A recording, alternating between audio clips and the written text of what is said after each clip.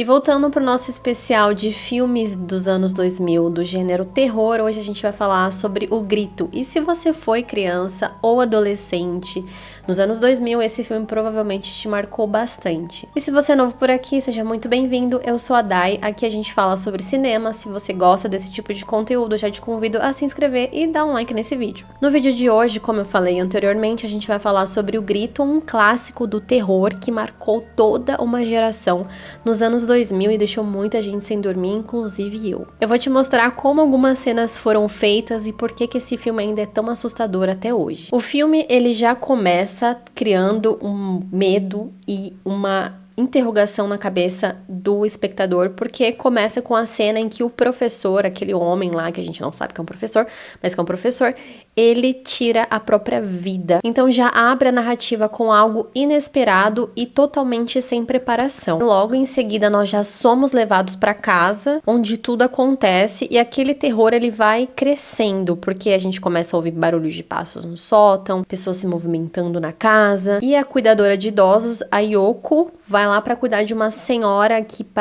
aparenta, né, que ela tem uma demência, que ela já tá num estado bem, assim, avançado de alguma doença bem grave. E aí a gente fica muito sem saber o que esperar, até que a Yoko, que é a cuidadora dessa idosa, some. E lembrando que toda essa parte do filme é só a introdução da história. A gente ainda não entrou, a gente não foi introduzido ainda para nossa personagem principal. Que aí a gente é introduzido um tempo depois para nossa nova cuidadora. E aí é nesse ambiente que as coisas elas começam a progredir e essas coisas assustadoras, essas aparições, elas começam a se tornar mais intensas. E o mais interessante aqui é que o diretor do filme não fez questão nenhuma de deixar isso só na imaginação.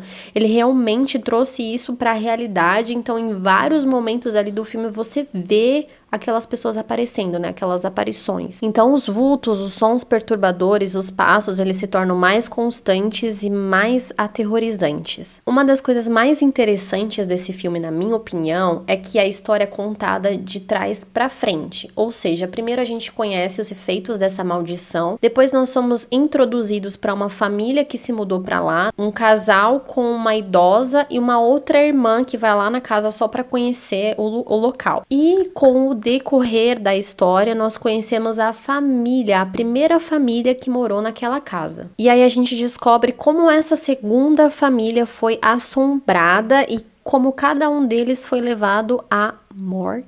Um por um. Outra coisa bem interessante nesse filme que eu me perguntei assistindo agora, depois de tantos anos, é que mesmo as pessoas que não moraram lá também são impactadas por aquelas aparições, né? Mesmo quem tenta escapar daquilo não consegue escapar. Por exemplo, a filha dessa idosa, ela não mora nessa casa, ela só vai lá para conhecer o local onde eles vão morar e tudo mais. E mesmo assim, ela também como eu poderia colocar aqui, ela também sofre as consequências de ter pisado os pezinhos dela dentro daquela casa. E falando dela, especificamente dessa mulher, é muito interessante a cena em que ela já está sendo muito perseguida, né, pelos espíritos lá, e ela tá indo pra casa dela e ela tá subindo, né, ela tá dentro do elevador subindo pro apartamento dela, e todos os andares em que ela passa, aquele bendito menininho aparece. Essa cena é muito interessante porque ela mostra como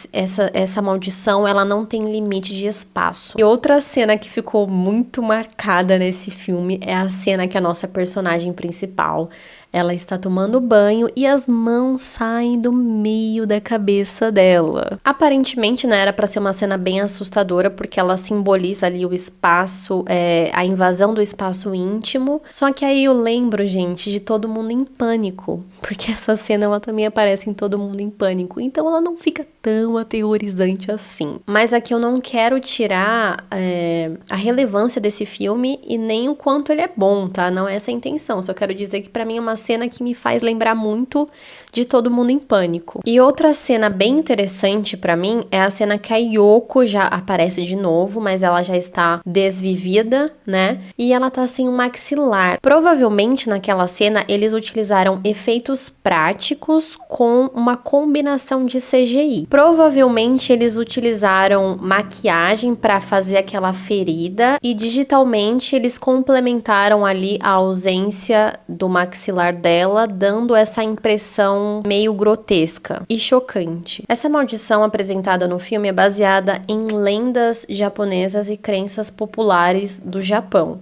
que conta a história de que toda vez que uma pessoa ela morre num determinado local, ela com muita raiva, com muito rancor, ela volta ali pra assombrar as pessoas que moram ali. O filme também brinca bastante com a noção de tempo. Muitas vezes, cenas do passado com cenas do presente acontecem como se elas estivessem sobrepostas. Então, isso coloca o espectador na visão de quem está no presente. Mas, de certa forma, com o espectador preso aos acontecimentos do passado e todas aquelas coisas que eu já tinha comentado anteriormente, dos grunhidos, dos passos, das aparições, enfim, daquela mulher subindo em cima da outra mulher. E o filme mostra que, no final das contas, não adianta ter queimado a casa, né, que era o palco de tanta coisa ali. Porque uma vez que pisou na casa, vai continuar sendo assombrado por aquelas coisas até...